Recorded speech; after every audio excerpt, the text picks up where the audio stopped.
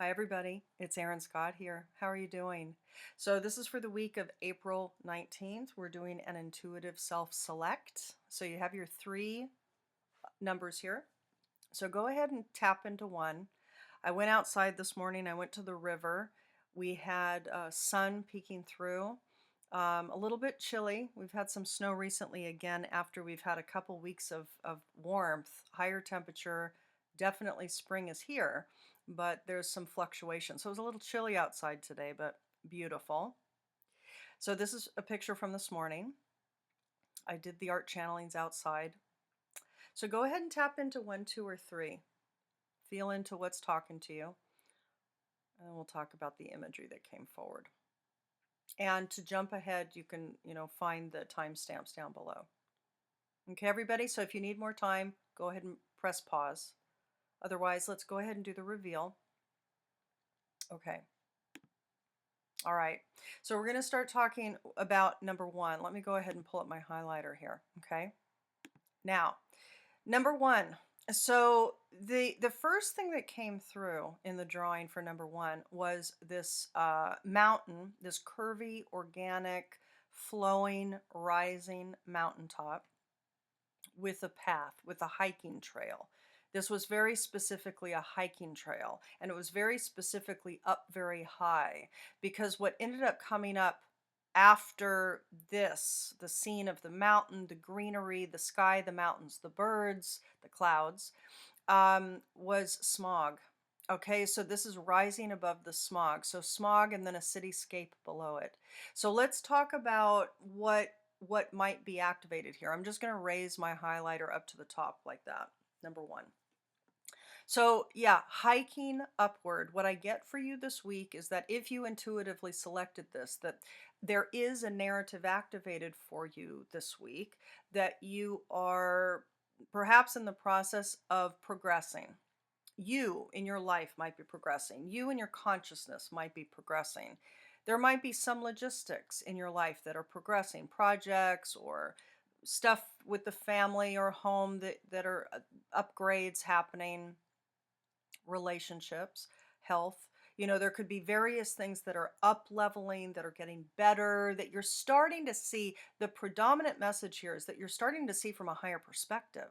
You're starting to see from a clearer perspective. In a very literal way, some of you might be connecting more with nature. So for those of you in the Northern Hemisphere, the weather is largely getting better, warmer, able to really access maybe the new growth that's happening out there. In fact, when I was out this morning, the hostas were coming up. The buds on the maple trees are really activated, and this is early. It's early for us this year, so there's a lot of activity out there. New growth is all over the place. So there's something very specific here about nature being a connector point for you that would be beneficial naturally. But there's something else here, which is that your consciousness is operating or seeking to operate from a higher perspective, above the minutia, above the garbage, above the pollution. This smog is pollution. And this pollution is above a concrete cityscape. This can represent, if we're looking at this symbolically, which is what we want to do, we're looking at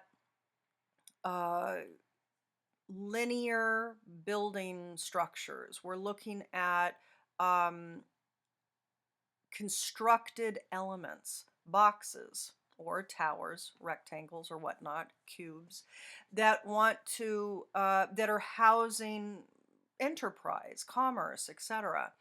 But this is very, this is indicating left brain operation, perhaps. This is very much about the civilized structure that humans make, that humans fill their time with, that humans attend to. But there can be a lot of imbalance that comes. For example, if somebody is operating only from very left brain orientation, too tightly linear, too tightly short viewed, too tightly detail oriented, it can lead to a lot of imbalance and indeed a lot of pollution, a pollution in the consciousness. Here, there's something about you wanting to get above it, to rise above the material reality of your life.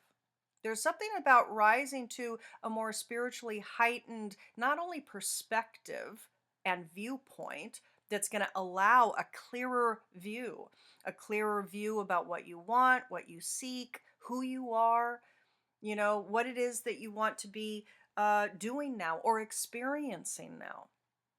But this is about getting to the higher perspective. And clouds, for me, the clouds that were here in the bright blue sky was representing the dreamscape, actually being able to visualize as you go higher. And the paradox with this is that the deeper you go within yourself into meditation process about quieting the mind, the higher you get with your consciousness, right? That's part of the paradox. The deeper within, the higher you get. So there is this clarity that will come from going within about getting out of the distraction and indeed the toxicity and pollution with regards to constructed things, linear things, the details and the minutia of things. It's about accessing the space, the clarity, seeing from the higher perspective, becoming the witness of your life, envisioning. These clouds for me are envisioning your ideal realities. What is optimally resonant for you naturally? Each one of you is encoded with a different optimal resonance picture. What's your ideal reality? What's your ideal context? What's your ideal lifestyle? It's different for each one of you. It's according to your natal blueprint. So for you, there's the dreams that you can get clear on here. There's three birds flying in the back between the clouds. And for you, very specifically this week, it could very well be that the two clouds represented here with the three birds in between. And three can talk about mind, body, spirit, like the layers of you, the mind, body, spirit components of your holonic structure. So it's almost like all aspects of you can get clear about perhaps two dreams that are currently activated within your psyche. One new dream could be about work or career or life path. The other could be about relationships or health or family or whatever it might be. It could be anything. So there's something here about all aspects of you getting to the higher plane. This week, the week of April 19th, and keep in mind, we're moving into kind of a new process here. I'm going to be doing the astrology for the week shortly. And the astrology for the week is we're starting to open up. There's like some new stuff that's starting to open up astrologically. We're still going through processes of growth throughout 2021. There's no question about that. But there are some new vistas that we're able to see and access, a bit of new optimism that's going to be burgeoning very soon. And we're starting to feel it now. There's going to be aspects here that we're starting to feel and experience upcoming, I would say the end of April. Okay. So get to this higher place of deep accessing your own internal realm, your own consciousness bubble, because that inner bubble is the outer bubble. And so for you, there's clarity on a couple of areas that you're wanting to dream into existence here. Okay. Now, this is an interesting one. If you selected number 2, again, I'm going to leave my highlighter up here at the top. Okay, now I have to tell you, this image came really clearly to my head. Now, this is the image of Alfred E. Newman. This was the logo or the symbol, the ad, the advertisement, the cover, the face, the animated face that was on the cover, or the cartoon face that was on the cover of the Mad magazines. But I had to look it up because the image of Alfred E. Newman, this character, came up in my head very clearly right when I started to tap into number 2. And I'm going to look up, we have it on Wikipedia. I'm going to pull it up. I'm going to read it to you because it's not simply the Mad magazine correlation that we want to focus on here. Not at all. I needed to look up the history of this character. I needed to look up what his name was. I couldn't remember his name. I just remembered the face, the logo, okay? You're going to remember that this was the boy's face with the red hair, the freckles, the big toothless smile. He had a big smile missing a tooth. okay? Big ears that stuck out on his head. So let's take a look, okay? So just feel into that for a minute. If you selected number 2, the message of this particular advertisement, the use of Alfred E. Newman, is the narrative that we're wanting to pull up for you. So we're going to read it. Now, this is him. This is him right here, okay? Again, he became the mascot for Mad Magazine, but he existed before, which I didn't know. So I'm going to leave my highlighter up here at the top. Let's read it. So Alfred E. Newman is the fictitious mascot and cover boy of the American humor magazine Mad. So a lot of you will remember Mad magazine. The character's distinct smiling face, parted red hair, gap-toothed smile, freckles, protruding nose, and scrawny body. And I'm going to mention the ears too, because his ears always, stick straight out. And we'll talk about all of these kind of characteristics of the face as well, because this is all part of the symbology that's activated for your week, number 2, for those that selected number 2. Okay, so this particular mascot that became known for Mad Magazine actually, okay, here's where I'm reading. Let me put it up here, the highlighter. Actually first emerged in U.S. iconography decades prior to his association with the magazine, appearing in early 20th century advertisements for painless dentistry. The origin of his what? Me worry motto. He also appeared in the early 1930s on a presidential campaign postcard with the caption, "Sure, I'm for Roosevelt." The magazine's editor, Harvey Kurtzman, claimed the character in 1954. So Mad Magazine kind of claimed him in the 50s, but yet in the 30s he was used, and then it turns out in the late 1800s he was birthed. So we'll talk about that in a second. So the magazine's editor, Harvey Kurtzman, claimed the character in 1954, and he was named Alfred E. Newman by Mad's second editor, Al Feldstein, in 1956. Since his debut in Mad, Newman's likeness has appeared on the cover of all but a handful of the magazine's over 550 issues. Rarely seen in profile, Newman has almost always been recognizable in front view, silhouette, or directly from behind. The history.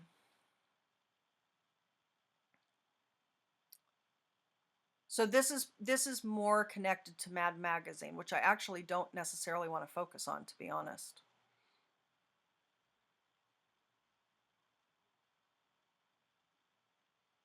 Just give me a minute, everybody.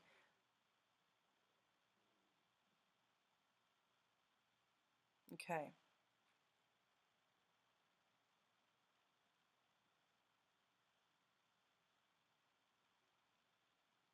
Newman is now used exclusively as a mascot and an iconic symbol of the magazine, but before this status was codified, he was referenced in several early articles. In one, Newman answered a letter from a suicidal reader by giving expert advice on the best technique for tying a hangman's knot. That's interesting. Other articles featured the school newspaper of Newman High School and a bulletin from Alfred E. Newman University. An article entitled "Alfred E. Newman's Family Tree" depicted historical versions of Newman from various eras. Since then, Newman has appeared only occasionally inside the magazine's articles. A reoccurring article titled "Alfred's Poor Almanac" showed his face atop the page, but otherwise the character had no role in the text. In a 1968 article, Newman's face was assembled, feature by feature, from parts of photographs of well-known politicos, including then-President Lyndon B. Johnson, Richard Nixon, Oregon Governor Mark Hatfield, and Ronald Reagan. The gap in his teeth, which was otherwise the grin of Dwight D. Eisenhower, came from the credibility gap created by practically all politicians. So there's what I want to point out is that there's a couple of themes with Alfred E. Newman. We're going to talk about them, but just hang with me for a minute, okay? Newman's famous motto is the intellectually incurious. What? Me worry? This was changed for one issue to yes, me worry, after the 3 Mile Island accident in 1979. Newman's most prominent physical feature is his gap-toothed grin, with a few notable exceptions.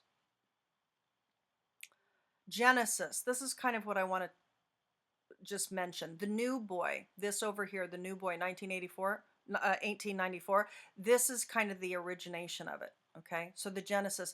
Newman's precise origin is shrouded in mystery and may never fully be known. A collection of early Newmanesque images can be found in Reitelbach's comprehensive work, whatever. Okay, this thing that she wrote. The earliest image cited in Reitelbach's book is from an advertisement for Atmar's mince meat, genuine English plum pudding. She wrote that, dating from 1895, this is the oldest verified image of the boy. The kid's features are fully developed and unmistakable, and the image was very likely from an older archetype.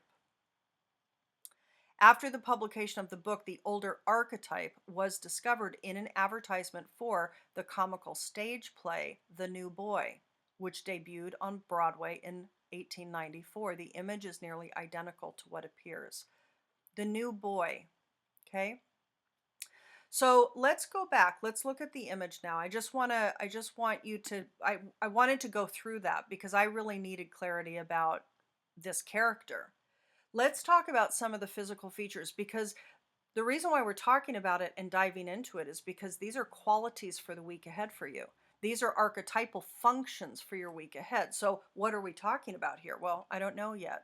This particular boy is quote unquote the new boy, and he represents not worrying. Okay. In the dental ad, it was what? Me worry? Of course I can get dental work. I'm not worried about it. Now let's talk about that first. Because again, what he's known for is the toothless or the tooth-gapped grin. Now, teeth, when we're talking about teeth, in a logistic way, in a real world way, teeth grind food. It's the first stage of digestion. Symbolically, teeth represent our ability to digest life's circumstances and life situations. This particular image is evoking, I'm not worried because I'm going to take care of the things that help me cope. I am capable of coping. Believe it or not, this is here. It's here. So there's something about attending to the aspects of your life this week. This is the week of April 19th, everybody. So there's something about those of you that selected number 2 where you are being called. You're being reminded, you're having insights and intuitions come to you, clarity come to you, that you're needing to, number 1, understand that you can cope. Whatever you're going through, you can cope. You can cope with it. You have what you need to cope with it. Whether you believe that's the case or not, that's your decision. You can believe it or not. But the truth of the matter is you have the wherewithal to cope with your situation. Teeth are the thing that helps you digest life. And he's missing a tooth, right? So this particular archetype is missing a tooth. He might need dental work, but and the use of his image for that early dentist advertisement is speaking to that. So this week you might be called to take care of logistics, to take care of things so that you know that you can cope, to not worry so much. Handle in bite-sized chunks. Talk about teeth some more. Handle in bite-sized chunks the things, anything that feels overwhelming, cut it down into baby steps. Okay? Now, there's other aspects of him. He's freckled. He's redheaded. So there's kind of a unique characteristic here. You know, I mean, I don't know what percentage of the population is red-haired, but it's not as much as black and brown hair, for example. So it's a rarer hair color, okay? So there's something here about a uniqueness to you. There's some unique scenario or a unique path that you are considering taking, or you're wanting to evoke your unique self now in your life to bring forward your unique quality skills, for example. So for some of you, this has to do with career realignment, wanting to do your own work, become the entrepreneur, and to really correlate your life and tie it with things that are yours, your skills, your gifts, your talents. So there can be this kind of unique thing here where you have a little insecurity about, can I bite that? Can I chew that? Can I digest that? Can I cope with what's needed for me to step up into my truth right now? Whether it's for work or whether it's for something else in your life. Do I have the capacity? You do. You do. So it's a matter of knowing that you do. Of course you do. You have the intellect, you have the experience. Even if it's not complete or full, you can cope. Humans can cope. Humans, when they're confident and grounded, can adapt, can adapt. And you can handle whatever's coming your way. So if you feel overwhelmed, break it down into bite sized pieces, okay? The freckles are indicating, I don't know, sun kissed. So go out in the sun, or you need more vitamin D. So those of you that are feeling insecure or out of balance, maybe you need more vitamin D. Maybe you need more sun. Maybe you need to get out more. Again, there's this whole aspect of maybe connecting with nature too. Um, but maybe that's for you as well with the freckles, with this particular archetype. The other thing with Alfred E. Newman is this particular image, the new boy, and what ultimately this image that became Mad Magazine's mascot or image, big ears. Ears listen, they're hearing, they're receptive. Ears act as the vehicles that listen to or drink in vibration. So, what is being told? What is your intuition telling you? What are you hearing? What are you understanding? What are you receiving? Okay. What are you receiving? You are unique. You can cope. So, it's a matter of developing the confidence, connect more with nature, sunlight, and take in, perhaps for some of you, vitamin D. Listen, listen. That's the message this week for you. So, for you, you're needing to listen. Now, the other thing, of course, is that he was, in fact, a mascot for Mad Magazine. And Mad Magazine, I can't quite remember. I mean, I remember it when I was growing up, but I don't really remember what the themes were. I know that there was a lot of like political stuff, kind of clever and harsh and stabbing. Mad Magazine would take, um, let's see if it says. Well, let's look.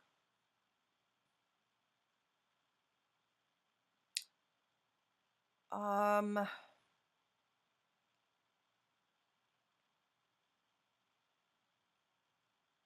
I decided that I wanted to have this visual logo as the image of mad, the same way that corporations had the Jolly Green Giant and the dog barking at the gramophone for RCA. This kid was the perfect example of what I wanted. So I put an ad in the New York Times that said National Magazine wants portrait artists for special project. In walked this little guy in the 60s, in his 60s, named Norman Mingo. And he said, "What national magazine is this?" I said, "Mad." And he said, "Goodbye." I told him to wait. And I dragged out all of these examples and postcards of this idiot kid. And I said, "I want a definitive portrait of this kid. I don't want him to look like an idiot. I want him to be lovable and have an intelligence behind his eyes." Now, this is interesting, everybody, because when we're talking about this drawing here, like the image of Alfred E. Newman, he might be seen as an idiot, but he's not. Okay, so that might be something that is a message for some of you this week. Maybe you have always been seen or vilified in some way. People don't really see the wisdom in you. They don't really take your potency, your power, your skills seriously. But it's within you. That's part of the message here too for you this week. Um, I don't want him to look like an idiot. I want him to be lovable and have an intelligence behind his eyes. But I want him to have this devil may care attitude, someone who can maintain a sense of humor while the world is collapsing around him. Okay? So this is part of that not worrying motto, the original motto. So this is about you can handle it. You can, all is well. There are things collapsing, and you are adaptable. As a human being, you're adaptable. You do have the intelligence, it's natal intelligence. Your natural intelligence understands that you have the capabilities. So there's something for all of you that selected number 2 about knowing that you can handle it. All is well. You can do it. You can do it. Things are going to be rough, maybe, but you can do it. You take little bits and you bite it off. And in the meantime, you take care of what you need to make sure your teeth, metaphysical teeth, your metaphorical teeth, can digest life. Vitamin D is coming up for me for you. Listen, this is not going to apply for everybody, but I know that a lot of people are actually naturally low in vitamin D for a variety of reasons. So for those of you that want to get your blood tested to see what you might be low in to get your body rebalanced, you know, let's see if there's anything else here.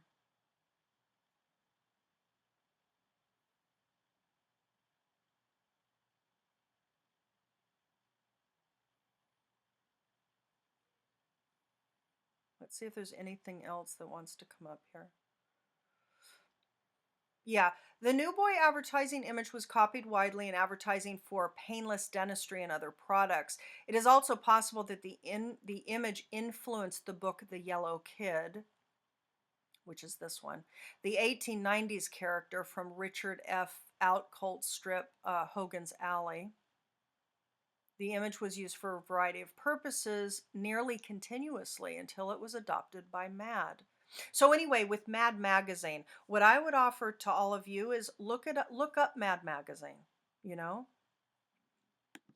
Let's see what we have here.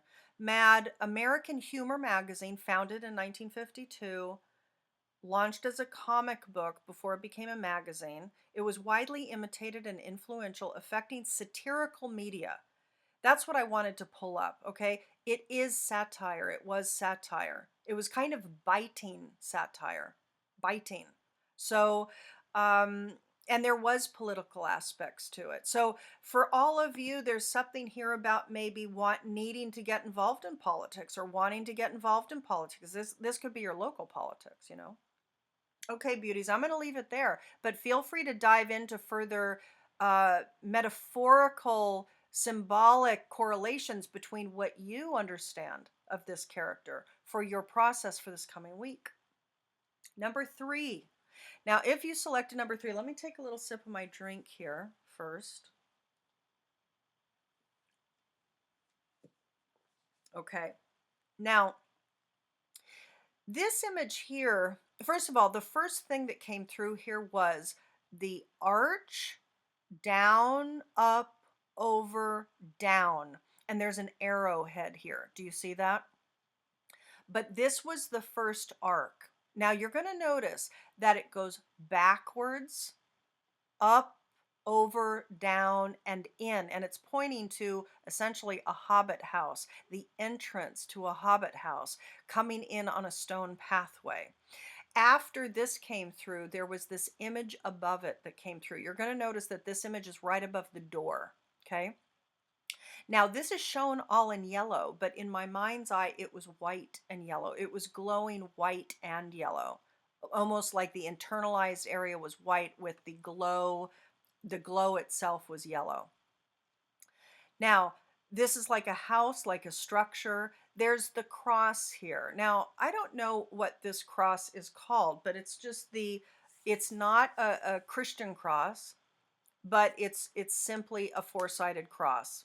It's like an ancient pagan, symbol, which is used in various cultures here. But this kind of cross is kind of in white. You see it in black here, but there's this white glow aspect here, right? So you can see that this line, where this kind of structure above, this glowing white and gold structure above is showing up, turns out to be at the precipice point of this line. So this is what I want to point out. Let me put my highlighter up at number 3. This is what I want to point out for those of you that selected number 3 for this week ahead. I believe that you are going to go a little bit reverse because you're called to go back. There's something that you're progressing on. There's something that you're moving forward with that you're going to have some insight on this week, that you have to stop, go back, and go down deep because there's some internalized reflection that's necessary in order to optimally align with the thing that you're wanting to pursue. And there's more grounding needed. What I see here is that there might be, let's say, an over activation of faith. It's almost like you're operating wholly, at least up until this moment where you get the insight that you get down. You got to get grounded. This arrow is pointing to the last portion of this stone path, which is leading up to this hobbit door. This is a home underneath the earth with this circular door. This is about groundedness, and it's about going within your own self. This is your own grounded being. So there is this kind of call to ground into physical reality, as opposed to possibly being completely inspired without also logistically looking at things, breathing, grounding, assessing, discerning, taking the insights, but also incorporating grounded perspectives, logistics, statistics, analysis, practicalities. There are practicalities that are called.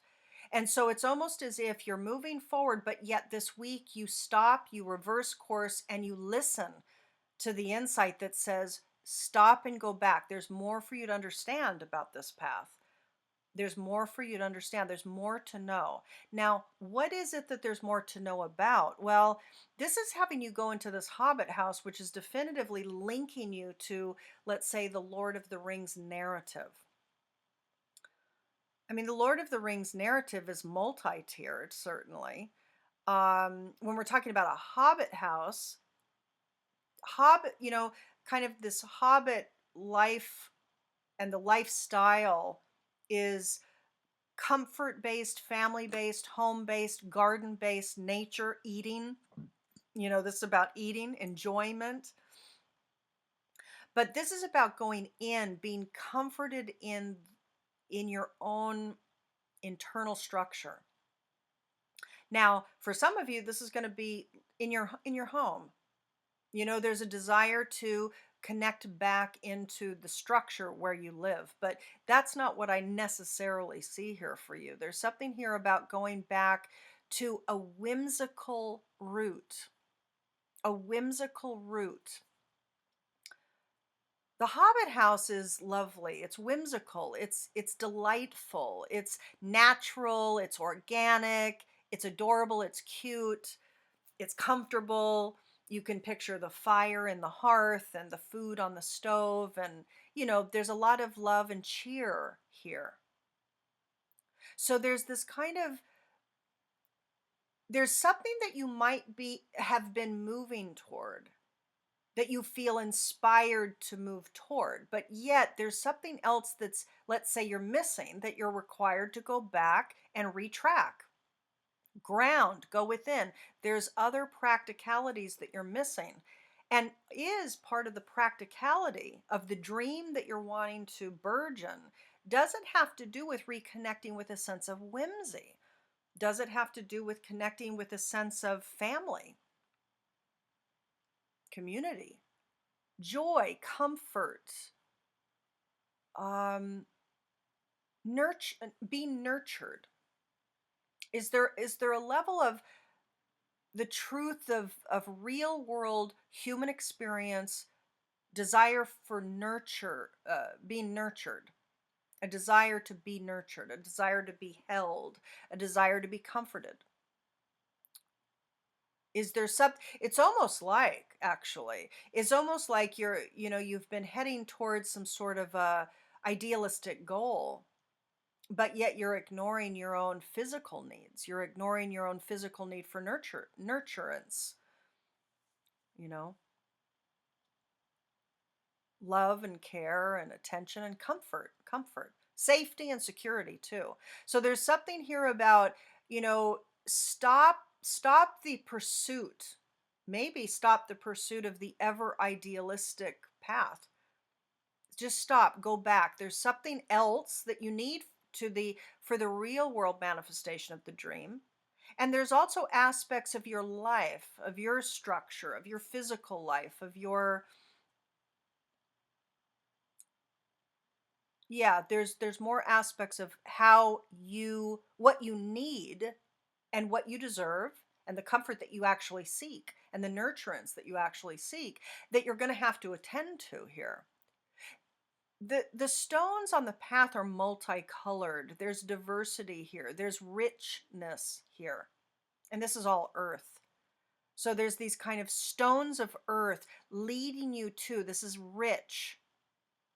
There's a richness here that you're called to attend to. The rich path of doing what's true for you. I have to tell you, the other thing that I'm getting for you that selected number 3, this is important, is that there's something indicated here where a lot of you are following, you have been pursuing, you've been on a life path that's been really kind of oriented toward the belief system that you grew up believing and governing you. In other words, you grew up with a certain religion, or you grew up believing what society says you're supposed to do, or what mom and dad said you were supposed to do. And you might be at a time in your life, come the week of April 19th, 2021, where you're stopping. It's like, I'm not going to continue to pursue the ideals that another holds for me, whether it's my priest or my father or my mother or my family or my culture. I'm going to stop.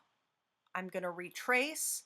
I'm going to follow the call to go within, to go within. This is my nature, literally. This is a house that is covered by earth, grass, biota. So there's something very specific here about you attending to your own nature, your own signatures, your own blueprint, the truth of who you are, your own alignment, which is my work. So for those of you that are not familiar with my work, you can go to my website. The links are below. Okay.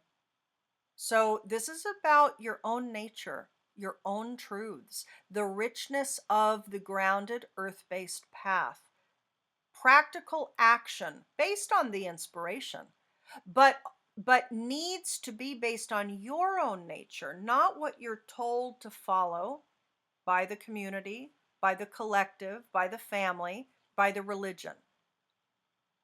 That's not your truth. It may be, but it may not be. It depends on your distinct blueprint. But you are distinct. And there's something here too about the stones talking about that. You are a rich entity, and you are um, you're a rich kind of woven fabric of many, many quality sets here that are distinct to you. And you're to go within to assess your own nature, because ultimately that's what wants to come out here. And so there is this kind of reattending to the truth of who you are. It's necessary now, at least this is indicating it, to go back and go within, because otherwise you're moving towards some imagery that is an idealistic story that may or may not be aligned at all with who you are or fully aligned with who you are. So there's more reassessment to be had here. Who am I really? What are my qualities and skills truly, authentically? You know, what is it that I desire to be and to move toward? What do I desire for my work in the world? But the truth of who you are, this seems to be the call to action here. And to ground yourself in that, to honor that. There's a level at which you're here to honor and respect who you are and your distinct, rich quality sets and skills. That's what I get. That's what this is about. Now, does that also involve a whimsical aspect of you? In other words, the follow your bliss narrative. In other words, follow your own bliss. There's a whimsy here. There's a story here. If we're talking about The Hobbit, or if we're talking about the Lord of the Rings trilogy, we're talking about a story here, a powerful story, a potent story. Is there a powerful story that lives within you? Are you here to write? Are you here to uh, write screenplays? Are you here to write novels? Are you here to journal and share your own beautiful, rich life experience with people? And doing it, by the way, for your own bliss. People may read it, they might not read it. It doesn't matter. Are you here to do that? Is that part of your process now? To tell the story, The Hobbit, Lord of the Rings, to tell your own story. Are you to stop pursuing some ideal externalized reality based on some collective story and mythology and to go into your own real world story? Go into the truth of who you are and to evoke that story. The J.R.R. Tolkien within you might be calling to be expressed now. So for some of you, you are writers. For others of you, you're writing screenplays. For others of you, you're just here to connect with the truth of who you are and your whimsical nature, the truth of your bliss.